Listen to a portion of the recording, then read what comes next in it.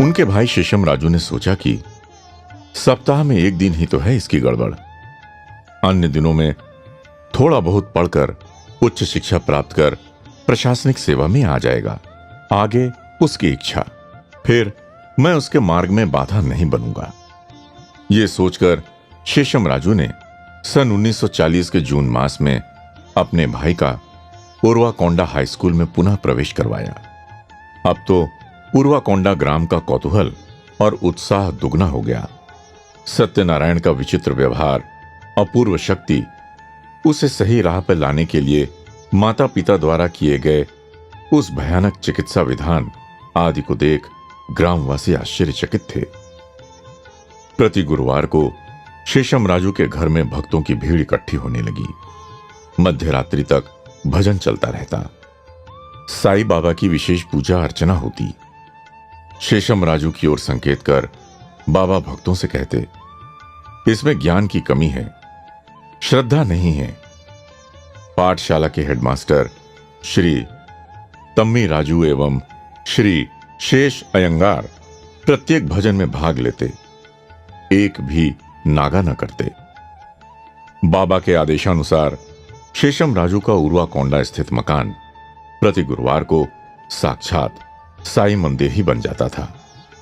अनेक स्थानों से आकर सैकड़ों लोग संध्या के समय भजन में आकर जमा होते और फल, पुष्प, कर्पूर, नारियल, अगरबत्ती आदि अर्पित करते।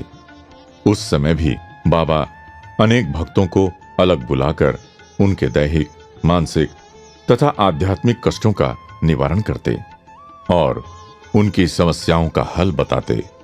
समस्याओं के परिहार के लिए अपना अनुग्रह तथा स्मृति स्वरूप वस्तुएं भी देते। भक्त संतुष्ट हो जाते।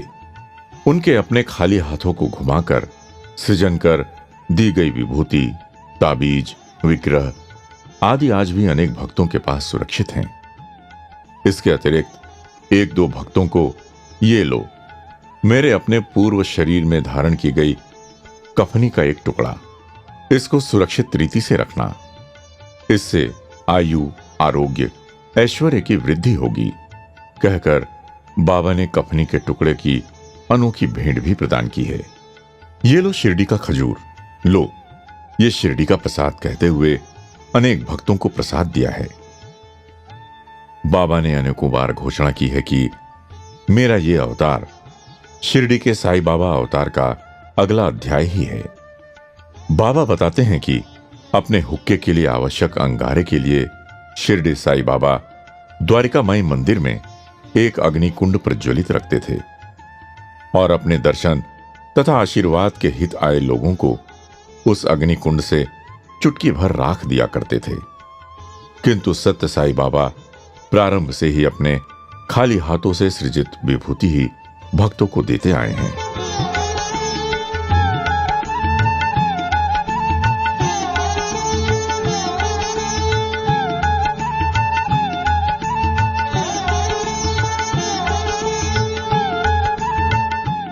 हमारे स्कूल में पढ़ने वाला लड़का हमसे अधिक बुद्धिमान कैसे हो सकता है? शिक्षकगण चर्चा करते। अपने आपस के विवाद से कोई लाभ ना समझ उनमें से एक शिक्षक ने परामर्श दिया, हम सब मिलकर उधर जा उसकी परीक्षा करें, तभी पता चलेगा कि सत्य क्या है। निर्णयानुसार सब शिक्षक शेषम राजू के घर पहुंचे। प्रश्नों की वर्षा आरंभ हुई। सत्यनारायण ने यह कहकर उन्हें बिठाया कि जो प्रश्न है सब एक साथ पूछ लो, अंत में मैं उन सबका उत्तर दूंगा। प्रश्नों की झड़ी समाप्त होने पर, समाप्त हुए आपके प्रश्न, कहते हुए प्रत्येक की ओर संकेत कर, ये रहा आपका प्रश्न और ये है उसका उत्तर। यूं कहते हुए उन्होंने सबके प्रश्नों का यथा योग्य उत्तर दिया। अपने प्रश्नों का यथा योग्य उत्तर पा सबको अपनी अनुचित धारणा पर पश्चाताप हुआ। बालक के अद्भुत अलौकिक ज्ञान को देख आश्चर्यचकित होकर सब घर लौट गए। पूर्वाकोंडा से लौटे हुए भक्तों ने बाबा के अवतार होने का ही सुप्रचार किया।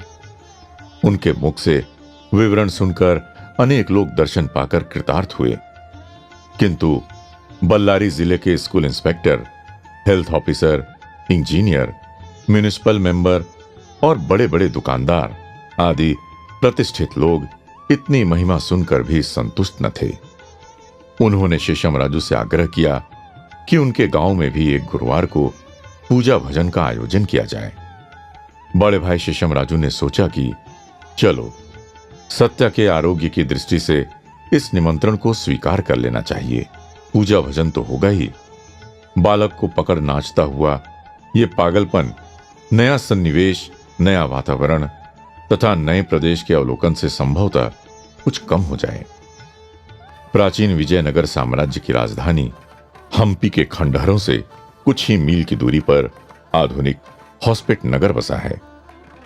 उस पुरातन राजधानी में कर्नाटक प्रदेश के गत वैभव, सनातन धर्म के संरक्षण केंद्र के अवशेष चिन्ह आज भी दृष्टिगोचर होते हैं।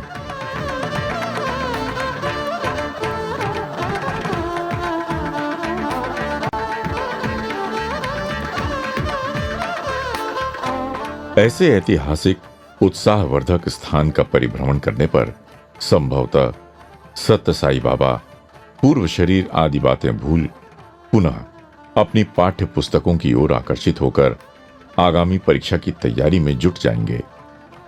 यही सोचकर उन्हें हम्पी ले जाना निश्चित किया। नवरात्रि की छुट्टियों में तांगे पर सवार हो सब हम्पी पहुंचे। विजयनगर साम्राज्य के शासकों ने लगभग 3 शताब्दियों तक सन 1336 से 1635 तक हिंदू संस्कृति के संरक्षण और उसे फलीभूत करने के कई सार्थक प्रयत्न किए थे।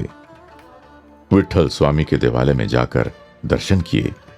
मातंग पर्वत के समीप पर्णकुटी में एक उत्तर भारतीय महर्षि तपश्चर्या कर रहे थे। सत्या को देखते ही वे उनके समीप आए और बड़े प्यार से सत्या को स्पर्श करते हुए बोले, देखिए, ये बालक अन्य बालकों के समान नहीं है। इसको प्रेम और भक्ति से पालना होगा। ये एक दैवी तेज पुंज है। शेषम राजू ने महर्षि की वाणी सुनी। इसके बाद वे विरूपाक्ष देव के मंदिर में पहुंचे। विरूपाक्ष देव के दर्शन कर कृतार्थ हुए। देव पूजा अर्चना करवाई गई। पुजारी ने नारियल फोड़ा, नैवेद्य चढ़ाया, कर्पूर जलाकर आरती उतारी। इस समय सत्या बाहर ही थे कि तभी साथ आए लोगों ने देखा कि लिंगम के स्थान पर सत्या विराजित हैं। लोग आश्चर्य में पड़ गए और कहने लगे, अरे अरे देखो, सत्या कैसे मंदिर के गर्भद्वार में पहुंचा। शिवलिंग के स्थान पर यह लड़का कैसे खड़ा है? क्या इसी की आरती उतारी जा रही है? पुजारी भी पागल हो गया है क्या? इस प्रकार कुछ लोग चिल्ला उठे। लेकिन शेषम राजू ने कहा, पर वो तो हमारे साथ मंदिर में आया ही नहीं था, बाहर ही खड़ा था। बाहर जाकर देखना चाहिए। ये कहकर शेषम राजू उसी क्षण मंदिर से बाहर निकले। सत्या मंदिर के गोपुर के श्रृंग की शिल्पकला का अवलोकन करते हुए खड़े थे। गर्भद्वार में आरती को स्वीकार करने वाले विरूपाक्ष देवता बाहर प्रांगण में मनुष्य रूप में खड़े थे। सबके मन में एक ही विचार आया, निसंदेह सत्या ही साक्षात विरूपाक्ष देवता का मानव रूप है।